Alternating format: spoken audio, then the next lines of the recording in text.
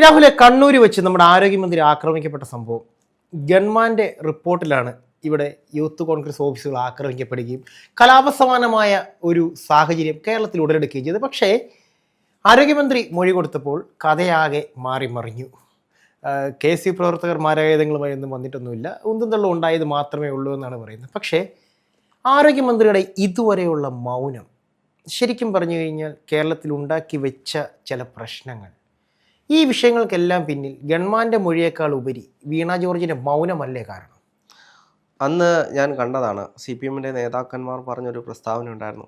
തീക്കൊള്ളി കൊണ്ടാണ് ഇവിടുത്തെ കോൺഗ്രസ്സുകാരും യൂത്ത് കോൺഗ്രസ്സുകാരൊക്കെ കളിക്കുന്നത്, KSUക്കാരും ഒക്കെ കളിക്കുന്നത്. തീക്കൊള്ളി കൊണ്ട് തലചൊറിഞ്ഞു, തീക്കൊള്ളി കൊണ്ടാണ് തല ചൊറിയുന്നത്, കണ്ണൂരിൻ്റെ മണ്ണിലാണ് എന്നൊക്കെ പറഞ്ഞ വൈകാരികമായിട്ട് ഞങ്ങളുടെ ആരോഗ്യമന്ത്രിയെയാണ് നീയൊക്കെ ആക്രമിച്ചത്, മാരകായുധങ്ങളുമായിട്ട് വന്ന KSUക്കാരെ വെറുതെ വിടത്തില്ല. ഫേസ്ബുക്കിൽ ഇപ്പോൾ 4-5 KSU പ്രവർത്തകർക്കെതിരെയാണ് കേസെടുത്തത്. ഈ KSU പ്രവർത്തകരുടെ എല്ലാം ഫോട്ടോകൾ ഫേസ്ബുക്കിൽ പ്രചരിപ്പിച്ചുകൊണ്ട് ഇവനെ കണ്ടാൽ വെട്ടണം, ഇവനെ കണ്ടാൽ തീർത്തേക്കണം, ആക്രമണ ആഹ്വാനം ചെയ്യുന്ന ഒരുപാട് കാര്യങ്ങൾ കണ്ടു. ആരോഗ്യമന്ത്രിയെ പറ്റി പറയുകയാണെങ്കിൽ ആറന്മുളയിൽ നിന്നാണ് മത്സരിച്ച് വിജയിച്ചു വന്നത്. ഈ തെരഞ്ഞെടുപ്പിൽ തോൽക്കണമെന്ന് ജനങ്ങൾ ആഗ്രഹിക്കുന്ന ഒരാൾ ആരോഗ്യമന്ത്രിയായിട്ടുള്ള വീണ ജോർജാണ്. അതിന് ഒരുപാട് കാരണങ്ങളുണ്ട്. ഓരോ സമയത്തും ഇവിടുത്തെ ആരോഗ്യ മന്ത്രാലയങ്ങളുടെ തകർച്ച. ഇന്ന് ഒരു ആശുപത്രിയിൽ കയറി ചെല്ലാൻ ഇവിടുത്തെ രോഗികൾ ഭയപ്പെടുന്നുണ്ടെങ്കിൽ, ആ ഭയത്തിന് കാരണം ഗവൺമെന്റ് ആശുപത്രിയിലേക്ക് ചെല്ലാൻ ആളുകൾ ഭയപ്പെടുന്നുണ്ടെങ്കിൽ ആ ഭയത്തിന് കാരണം ആരോഗ്യമന്ത്രിയായിട്ട് മാറി. അവർ സിസ്റ്റത്തിന്റെ പുറത്തേക്ക് ചാരി വെച്ചല്ലോ അല്ല. ഇത് എപ്പോഴാണ് തുടങ്ങിയെന്ന് വെച്ച് കഴിഞ്ഞാൽ തിരുവനന്തപുരത്ത് ഹാരിസ് ഡോക്ടർ അദ്ദേഹം ഒരു പ്രസ്താവന നടത്തുന്നു.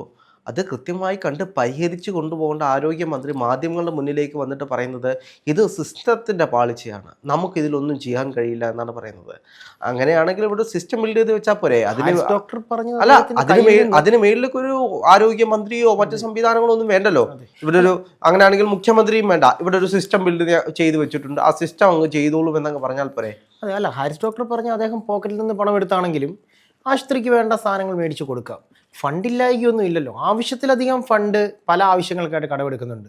ആരോഗ്യ മേഖലയ്ക്ക് വേണ്ടി എന്തുകൊണ്ട് പണം മുടക്കാൻ തയ്യാറാകുന്നില്ല എന്നത് ഇവിടുത്തെ പൊതുജനത്തിന് തോന്നുന്നൊരു സംശയമല്ല. നമ്മൾ ഒരുപാട് വിഷയങ്ങൾ ചർച്ച ചെയ്യുന്നുണ്ട്. അപ്പോൾ ആരോഗ്യ മേഖലയുമായി ബന്ധപ്പെട്ട് നമ്മൾ നോക്കുമ്പോൾ ഫാർമ കമ്പനികളുടെയൊക്കെ കടന്നു വരവ്, അല്ലെങ്കിൽ ഇപ്പോൾ മലബാർ മേഖലയിലെ ആശുപത്രിയിലേക്ക് വന്നിട്ടുള്ള ഇൻവെസ്റ്റ്മെൻറ്റുകൾ, അതെല്ലാം ഒരുപാട് തവണ ചർച്ചാ വിഷയമായിട്ടുള്ളൊരു കാര്യമാണ്.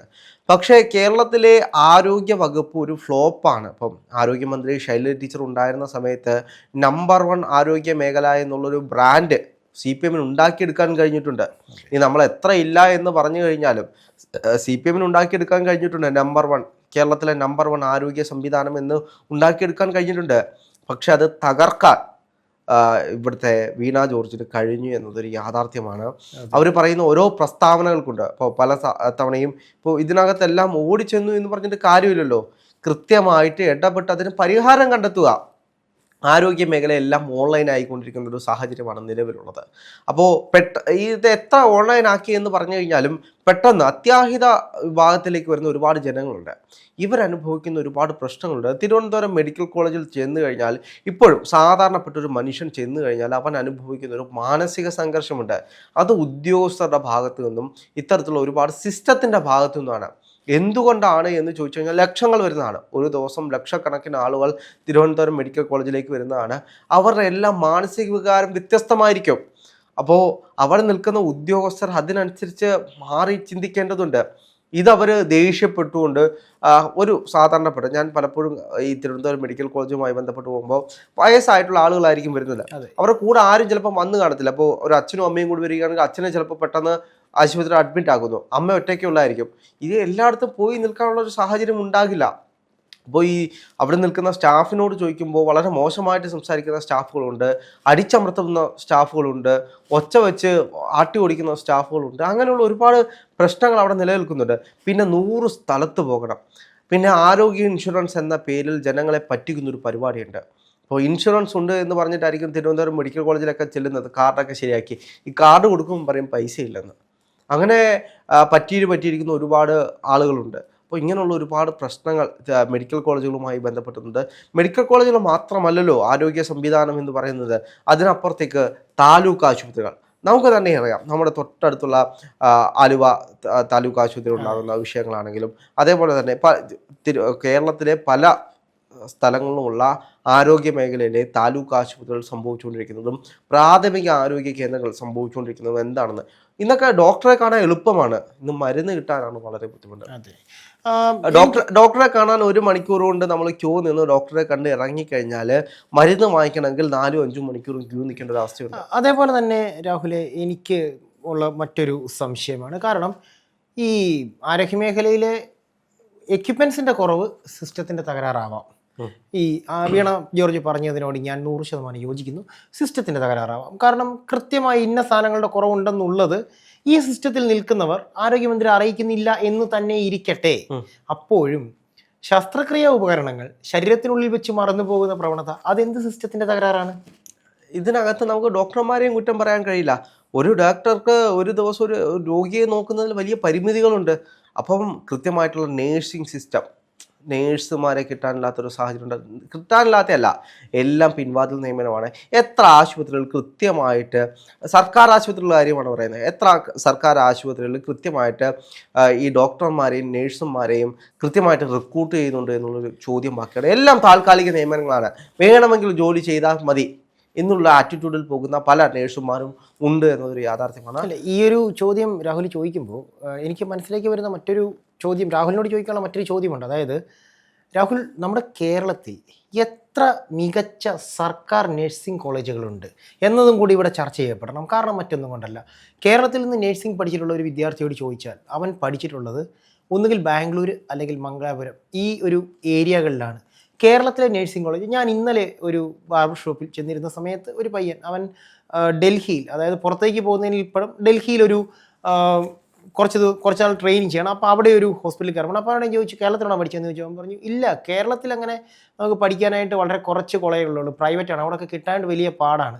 ഞാൻ ബാംഗ്ലൂരാണ് പഠിച്ചത്, അപ്പോൾ അവിടുന്ന് സർട്ടിഫിക്കറ്റ് കിട്ടിക്കഴിഞ്ഞാൽ ഞാൻ ഈ ആഴ്ച മുംബൈ കയറും എന്ന് പറഞ്ഞ ആ ഒരു സമയത്താണ് എനിക്ക് ഈ ഒരു ചിന്ത എൻ്റെ മനസ്സിലേക്ക് വരുന്നത്. കാരണം സത്യത്തിൽ കേരളത്തിൽ എത്ര ഗവൺമെൻറ് നഴ്സിംഗ് കോളേജുകളുണ്ട്, അതിൽ എത്രയിടത്ത് വിദ്യാർത്ഥികളെ റിക്രൂട്ട് ചെയ്യപ്പെടുന്നുണ്ട്. ഇപ്പോൾ മുൻപൊക്കെ എന്ന് പറഞ്ഞു കഴിഞ്ഞാൽ ഒരു കടുകെടുത്ത് മേലേക്ക് എറിഞ്ഞു കഴിഞ്ഞാൽ അത് വന്ന് വീഴുന്ന ഒരു ബി.എഡുകാരൻ്റെ തലയിലായിരുന്നു എന്ന് പറഞ്ഞതുപോലെ ഇപ്പോൾ ഏറ്റവും കൂടുതൽ നഴ്സിംഗ് വിദ്യാർത്ഥികളുള്ളത് നമ്മുടെ ഈ സംസ്ഥാനത്താണ്. തീർച്ചയായിട്ടും. ഇപ്പോൾ ഏറ്റവും കൂടുതലും നേഴ്സിംഗ് പഠിച്ച് ഇറങ്ങുന്ന വിദ്യാർത്ഥികൾ ഏറ്റവും കൂടുതൽ ബാംഗ്ലൂർ അത്തരത്തിലുള്ള സംസ്ഥാനങ്ങളിൽ നിന്നാണ്. അന്യ സംസ്ഥാനത്ത് പോയിട്ട് നേഴ്സിംഗ് പഠിച്ചിട്ട് വരുന്ന വിദ്യാർത്ഥികളാണ് കൂടുതലുള്ളത്. കാരണം ആരോഗ്യ മേഖല കൃത്യമായിട്ട് വിപുലീകരിച്ചുകൊണ്ടിരിക്കുകയാണ്.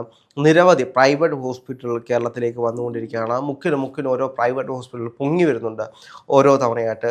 കാരണം ജനങ്ങളുടെ ആരോഗ്യസ്ഥിതി വളരെ മോശമായിക്കൊണ്ടിരിക്കുന്ന ഒരു സാഹചര്യമുണ്ട്. അപ്പോൾ സർക്കാർ ആശുപത്രിയിലേക്ക് പോകുമ്പോൾ ഉള്ള പരിമിതികൾ, ഒരു രാത്രിക്ക് സർക്കാർ ആശുപത്രിയിലേക്ക് ചെന്ന് കഴിഞ്ഞാൽ ട്രീറ്റ്മെൻറ്റ് കിട്ടാത്ത അവസ്ഥ ഇപ്പോൾ എല്ലാ മനുഷ്യർക്കും പെട്ടെന്നൊരു ബുദ്ധിമുട്ട് വരുമ്പോൾ ഏറ്റവും അടുത്തുള്ള ആശുപത്രിയല്ല ഉള്ളൂ. അപ്പോൾ അടുത്തുള്ള ആശുപത്രികൾ, പ്രാഥമിക ആരോഗ്യ കേന്ദ്രങ്ങൾ നോക്കിയാലും താലൂക്ക് ആശുപത്രി നോക്കിക്കഴിഞ്ഞാലും ഒന്നെങ്കിൽ ഡോക്ടർ കാണത്തില്ല, അല്ലെങ്കിൽ അത്യാഹിത വിഭാഗത്തിലേക്ക് ആരും തന്നെ കാണത്തില്ല.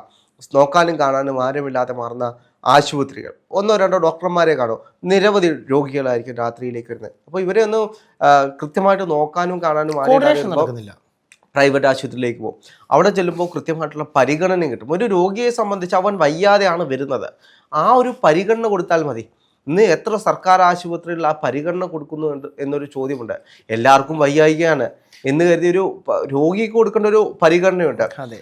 അതിനെല്ലാം അപ്പുറത്തേക്ക് ഈ ആരോഗ്യ മേഖലയെ ഇത്രത്തോളം അതായത് ആരോഗ്യ മേഖല എന്ന് പറയുമ്പോൾ പല വിധത്തിൽപ്പെട്ട വിഷയങ്ങൾ നിലനിൽക്കുന്നുണ്ട്. അപ്പോൾ എന്തു തന്നെയാണെങ്കിലും ഈ തെരഞ്ഞെടുപ്പിൽ ഞാൻ കാണുന്നത് ജനങ്ങൾ ആദ്യം തോൽപ്പിക്കാൻ പോകുന്ന മന്ത്രി വീണ ജോർജ് ആയിരിക്കും എന്ന് തന്നെയാണ്. അതിൻ്റെ പ്രധാനപ്പെട്ട കാരണം ഇപ്പോൾ നമ്മൾ പറഞ്ഞു വന്ന വിഷയം എന്ന് പറയുന്നത് കണ്ണൂർ ആരോഗ്യമന്ത്രിക്കെതിരെ നടന്നുള്ള സംഭവം, തീക്കൊള്ളി കൊണ്ട് തല ചൊറിയുക എന്ന് പറഞ്ഞ ആ സംഭവത്തിൽ ആരോഗ്യമന്ത്രി കൊടുത്ത മൊഴി, അവരുടെ തന്നെ നമുക്കറിയാവുന്ന പോലെ പേഴ്സണൽ ഗൺമാൻ കൊടുത്തുള്ള മൊഴിയും തമ്മിൽ വൈരുദ്ധ്യം വരുന്നു. ഇപ്പോൾ എന്തുകൊണ്ടാണ്, അതായത് ഇലക്ഷൻ എല്ലാം കഴിഞ്ഞതിന് ശേഷം ഈ റിപ്പോർട്ട് കൊടുക്കാൻ പോയത് എന്തുകൊണ്ടാണ്? ഇനി അത് അഫക്റ്റ് ചെയ്യില്ലല്ലോ. ഇത് കൃത്യമായിട്ട് ഇപ്പോൾ നമുക്കറിയാം, സ്പീക്കറായിട്ടുള്ള ഷംസീറാണ് ആദ്യം മാധ്യമങ്ങളോട് പറയുന്നത് KSUക്കാർ ആക്രമിച്ചാണ് ആരോഗ്യമന്ത്രി ഇങ്ങനെ ഇരിക്കുന്നത് എന്ന് പറയുന്ന ഒരു സാഹചര്യം. അപ്പോൾ ഇതെല്ലാം ഇവിടെ പ്രശ്നങ്ങൾ ഉണ്ടാക്കാനും അത് UDFിൻ്റെ പേരിലേക്ക് കൊണ്ടിടാനും ശ്രമിച്ചു എന്നതൊരു യാഥാർത്ഥ്യമാണ്. എന്തു തന്നെയാണെങ്കിലും ആരോഗ്യ മേഖലയെ ഇത്രത്തോളം മോശമാക്കിയതിൻ്റെ പേരിൽ ചിലപ്പോൾ തോൽക്കാൻ പോകുന്നത് ഈ കപ്പൽ ആടിയുലകില്ല സാർ, ഈ കപ്പൽ മുങ്ങുകയില്ല എന്ന് പറഞ്ഞ സ്ഥലത്ത് ക്യാപ്റ്റൻ ഉണ്ട്. ആദ്യം മുക്കാൻ വേണ്ടി ആണി അടിച്ചിട്ടുള്ള ഒരാൾ ആരാണെന്ന് ചോദിച്ചു കഴിഞ്ഞാൽ അത് ആരോഗ്യമന്ത്രി വീണ ജോർജ് തന്നെയായിരിക്കും.